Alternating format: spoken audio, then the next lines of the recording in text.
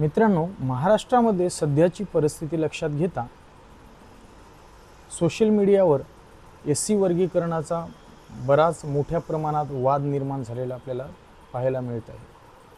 त्यामध्ये बऱ्याच लोकांचे बिनबुडाचे प्रश्नही निर्माण होत आहेत। बिनबुडाचे आरोप प्रत्यारोपही एक दुसऱ्यावर करत आहेत। आणि सगळ्यात महत्त्वाचा विषय म्हणजे महाराष्ट्र शासनाला किंवा राज्य शासनाला उपवर्गीकरणाचा अधिकार आहे किंवा नाही, याची माहिती आपण या व्हिडिओमध्ये आज पाहणार आहोत। भारतीय संविधानात वर्गीकरण करण्याची संकल्पना मान्य आहे, पण ती मनमानी पद्धतीने नाही। संविधानात वर्गीकरण हा शब्द सर्वसामान्यपणे कुठेही वापरलेला दिसत नाही। तरी सर्वोच्च न्यायालयाने अनुच्छेद 14 मध्ये आपल्याला समानतेचा अधिकार दिलेला आहे। याचा अर्थ स्पष्ट करताना युक्तिसंगत वर्गीकरण हे तत्व विकसित करण्यात आले। तर याचाच अर्थ की समान परिस्थितीतील लोकांशी समान वागणूक, त्यानंतर वेगवेगळ्या परिस्थितीतील लोकांसाठी वेगवेगळ्या तरतुदी करता येतात जर त्यासाठी वाजवी कारण आणि उद्देश असेल तरच, पण मनमानी किंवा भेदभावपूर्ण वर्गीकरण करता येत नाही। इथपर्यंत लक्षात घ्या। काही परिस्थिती लक्षात घेऊनच आपल्याला वर्गीकरणाचा हा कायदा अंमलबजावणी करता येते, पण मनमानी किंवा भेदभावपूर्ण वर्गीकरण करता येत नाही। आरक्षणाच्या संदर्भात काय आहे तर अनुच्छेद 15(4) आणि 16(4) राज्याला सामाजिक व शैक्षणिक दृष्ट्या मागास वर्गासाठी विशेष तरतुदी करण्याची परवानगी देते। हे बघा, इथं या ठिकाणी लक्षात घ्या। आपल्याला काय बघायचं आहे की अनुच्छेद 15(4) आणि 16(4) राज्याला सामाजिक व शैक्षणिक दृष्ट्या मागास वर्गासाठी विशेष तरतुदी करण्याची परवानगी देतात। अनुच्छेद 341 नुसार अनुसूचित जातींची यादी निश्चित करण्याची तरतूद करतो। याच पार्श्वभूमीवर 2024 मध्ये भारताचे सर्वोच्च न्यायालय यांनी निर्णय दिला की ठोस आकडेवारी आणि घटनात्मक निकषांच्या आधारे राज्य सरकारना एससी आरक्षणाचे उपवर्गीकरण करता येऊ शकते।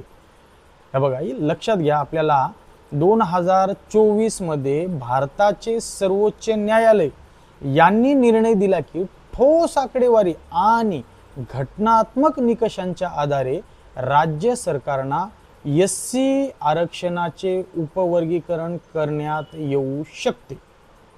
म्हणून संविधान आणि न्यायालयीन व्याख्येनुसार युक्तिसंगत वर्गीकरण करता येते, पण त्यासाठी ठोस डेटा, वाजवी निकष आणि समानतेच्या तत्वाचे पालन आवश्यक आहे।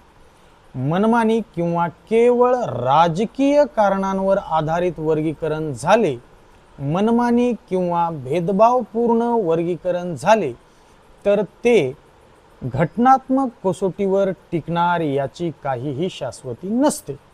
इथपर्यंत आपल्याला लक्षात घ्यावं लागेल। तर त्यानंतर आपण काही बाबी लक्षात घेऊ की भारतामधील असे कोणते राज्य आहेत का की ज्यांनी एससी उपवर्गीकरणाची प्रत्यक्ष अंमलबजावणी केलेली असेल, तर याचं उत्तर आहे होय। तेलंगणामध्ये एससी उपवर्गीकरणाची प्रत्यक्ष अंमलबजावणी 14 एप्रिल 2025 साली झाली। तेलंगणा हे सर्वोच्च न्यायालयाच्या 2024च्या निर्णयानंतर एससी उपवर्गीकरण लागू करणारे भारतातील पहिले राज्य ठरलेले आहे। हा बघा, लक्षात घ्या। 14 एप्रिल 2025 तेलंगणा हे भारतातील पहिले एससी उपवर्गीकरण लागू करणारे राज्य ठरले आहे। आता बघू आपण तेलंगणामधली काही एससी आरक्षणाची आकडेवारी लक्षात घेऊ। तेलंगणामध्ये एकूण 15% आरक्षण कायम ठेवण्यात आलेले होते। त्यामध्ये 59 जातींचा समावेश होता। आता बघा, महाराष्ट्रामध्ये सुद्धा 13% आरक्षण आहे आणि 59 जातींचा समावेश आहे। तेलंगणामध्ये 15% आरक्षण आहे आणि 59च जातीचा समावेश आहे। तर तेलंगणामध्ये 15% एसी आरक्षण कायम ठेवण्यात आले. 59 जातींचा समावेश आहे. त्या 59 जातींचे 3 गट पाडण्यात आले. गट 1, गट 2 आणि गट 3. गट 1 मध्ये 15 जातींचा समावेश करण्यात आला. गट 2 मध्ये 18 जातींचा समावेश करण्यात आला आणि गट 3 मध्ये 26 जातींचा समावेश करण्यात आला. त्याची आरक्षणाची वर्गवारी अशा पद्धतीने आहे. गट 1 मध्ये 15 जातींना 1% आरक्षण, गट 2 मध्ये 18 जातींना 9% आरक्षण, तर गट 3 मध्ये 26 जातींना 5% आरक्षण. हे उपवर्गीकरण भारताचे सर्वोच्च न्यायालय यांच्या ऑगस्ट 2024च्या निर्णयानंतर करण्यात आलेले आहे, ज्यात राज्यांना योग्य आकडेवारीच्या आधारे एससी उपवर्गीकरण करण्याचा अधिकार असल्याचे मान्य करण्यात आलेले आहे. हे बघा, आपण इथपर्यंत लक्षात घेऊ. आता आपण समोरच्या आकडेवारीची काही तफावत आपल्याला दिसून येत आहे की 15 जातींचा समावेश असणाऱ्या समूहाला 1% आरक्षण दिले, 18 जातीच्या समूहाला 9% आरक्षण दिले आणि 26 जातींच्या समूहाला 5% आरक्षण दिले. तर हे कोणत्या आधारे आणि याचे निकष काय ठरवले तेलंगणा सरकारने, हे आपण या ठिकाणी बघू.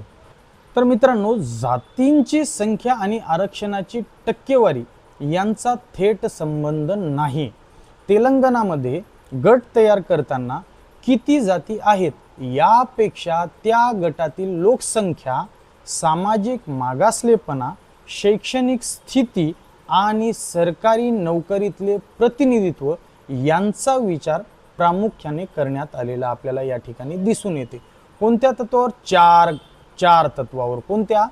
गटातील लोकसंख्या, सामाजिक मागासलेपणा, शैक्षणिक स्थिती आणि नोकरीमधले प्रतिनिधित्व यांचा प्रामुख्याने विचार करण्यात आला असून म्हणूनच असे दिसून येते की गट 1 मध्ये 15 जाती तर 1% आरक्षण, गट 2 मध्ये 18 जाती तर 9% आरक्षण आणि गट 3 मध्ये 26 जातींना 5% आरक्षण.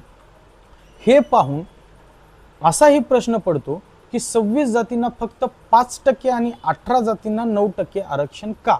याचा अर्थ असा की ग्रुप 2 मधील म्हणजे गट 2 मधील जातींची एकत्रित लोकसंख्या खूप मोठी आहे, त्यामुळे त्यांना जास्त वाटा देण्यात आला.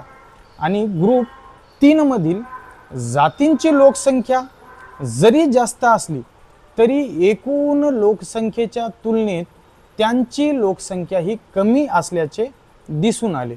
म्हणून आरक्षण हे जातींच्या संख्येवर नाही तर त्या गटातील लोकसंख्येच्या आधारे आणि आकडेवारीच्या आधारे ठेवण्याचा प्रयत्न करण्यात आला.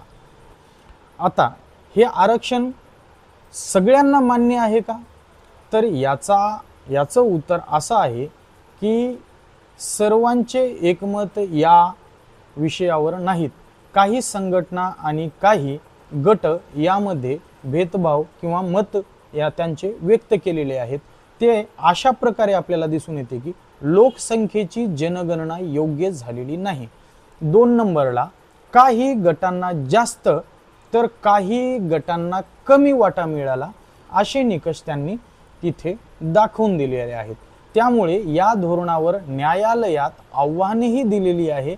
अंतिम आणि सर्वसामान्य हे सत्य आहे असे नाही. याची कायदेशीर आणि तथ्यात्मक तपासणी सुरू असू शकते.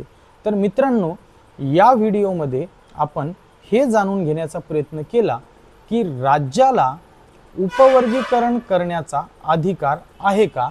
तर याचे आता आपल्याला उत्तर मिळालेले आहे की राज्यांना उपवर्गीकरण करण्याचा अधिकार हा आहे.